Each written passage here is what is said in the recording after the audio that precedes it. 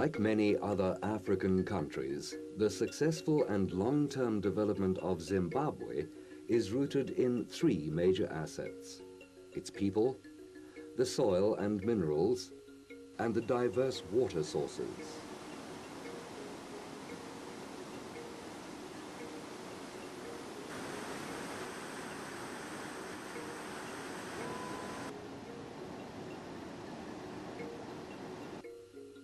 Assets that rely heavily on each other and which must be developed and protected in tandem if secure economic growth is to be achieved. But today we are going to investigate only one of these assets and find out exactly what steps are being taken to conserve and protect a natural resource vital to the survival of people, animal and plant life, and Zimbabwe's industrial and agricultural growth. So today we look at water, the natural lifeblood of Zimbabwe.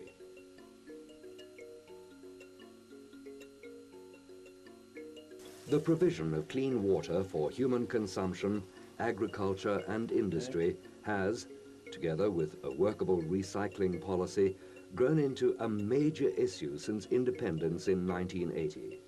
So let's examine briefly what advances have been taken.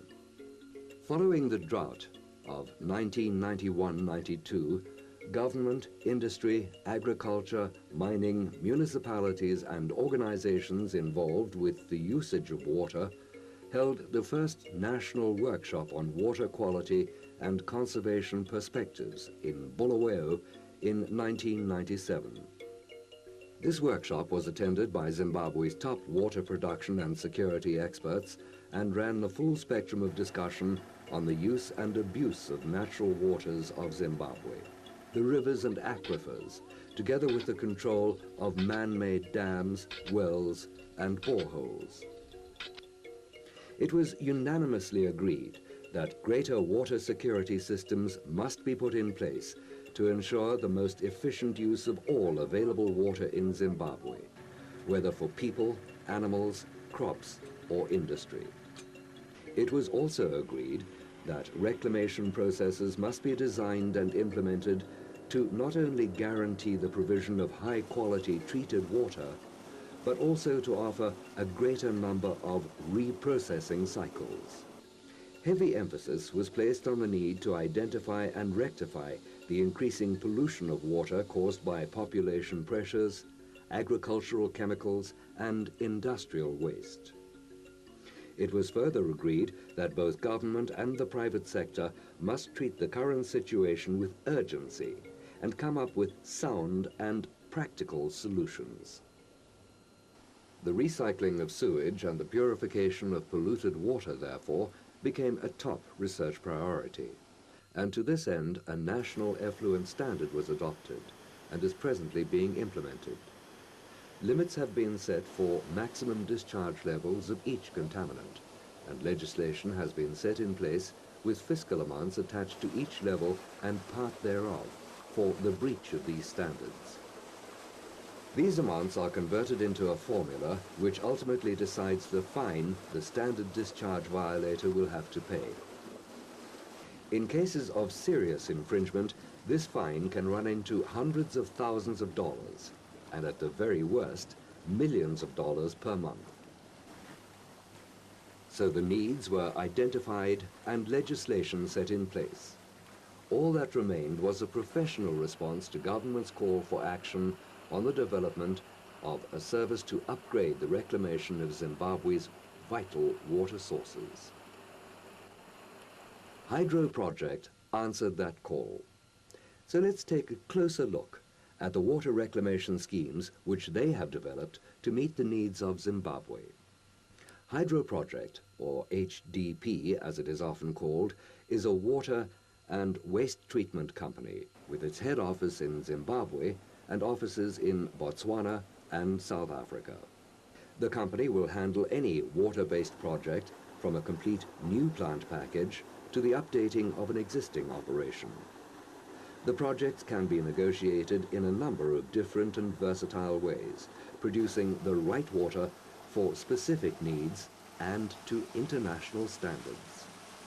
HDP specialize in data acquisition, and they organize testing, design, and turnkey construction of an effluent plant, guaranteed to meet the standards set by the authorities. Hydro Project have process designs for water and effluent treatment to match a particular client's requirements. However, where their patented process designs are not applicable, they then employ world-renowned consulting engineers who have a range of patented processes to suit special needs. HDP, working with the consultants, would then modify the designs to ensure they are appropriate for local operational cost, ease of operation, and sustainability in our environment. HDP designs lean heavily on ease of operation by staff who are not highly skilled. Now, let's travel Zimbabwe and visit some of HDP's plants in operation and see firsthand the spectrum of services they offer. First, Kwekwe, where HDP are presently involved in the extension to the existing sewage treatment plant. This project is being financed by the World Bank and managed by a local consulting firm with HDP as joint venture leaders of the mechanical electrical contract. HDP can install sewage treatment plants to serve cluster house complexes, hospitals, hotels, and military bases. These are custom designed to suit the client's need and budget. Methane gas from the process may be captured and stored for reuse, and the sludge can be used for fertilizer, heat generation, or hydroponic nutrient enhancers. Now, on to Zisco, where HDP were the contractors for the pumping stations. This plant was designed to treat steelworks effluent to fish water quality. Pump stations can be designed, supplied, and installed to abstract water in the most remote areas of the country.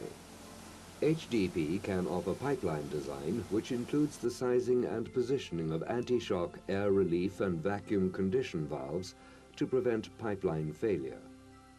We now move on to Munyati Copper Mine, which leaches copper from low-grade ore and processes the copper on the mine into ingots. The process demands a high-quality water, and HDP were thus commissioned to design and construct a plant. The client constructed the civils and the chemical dosing building with their own team, whilst HDP constructed and delivered the famous F-filter. This unit treats poor-quality algae-contaminated dam water into high-quality industrial feedstock water and potable water for human consumption. This plant is designed to treat 60,000 litres per hour. Hydro Project offer potable water treatment plants ranging from portable equipment to a full package or city plant. Finally, we traveled to Mutare, to Zimboard, where this highly innovative company manufactures various types of board for commercial use. HDP was involved in the process selection and construction of the plant, which was the first of its kind in Zimbabwe. The plant uses an anaerobic biological process to reduce solids and chemical oxygen demand. This plant is the first phase of a two-phase project and treats board effluent, sometimes having toxic values in excess of 80,000 milligrams per litre, to the standard required for sewer discharge. The advanced technology of HDP ranges from specialized screening, degritting, oil, fat removal, sedimentation filtration, and includes biological nutrient removal, which utilizes both anaerobic and aerobic treatment, and in some cases combinations of both. We offer effluent treatment plants for all types of industries. HDP can offer effluent treatment to standards fit for municipal sewer discharge or reuse. Hydro Project is a dynamic company, and its rapid growth has grown out of the water needs of the central and southern regions of Africa. In fact, HDP have already extended their operations to the benefit of Kenya, Malawi, Angola, Botswana, Mozambique, and South Africa. However, the company is sensitive to the financial constraints of Africa and offers various forms of joint ventures and associations, offering BOOT, which is Build, Own, Operate, Transfer, or BTO and BOT projects. HDP also network with foreign and regional companies to ensure the most appropriate package to suit the client's needs.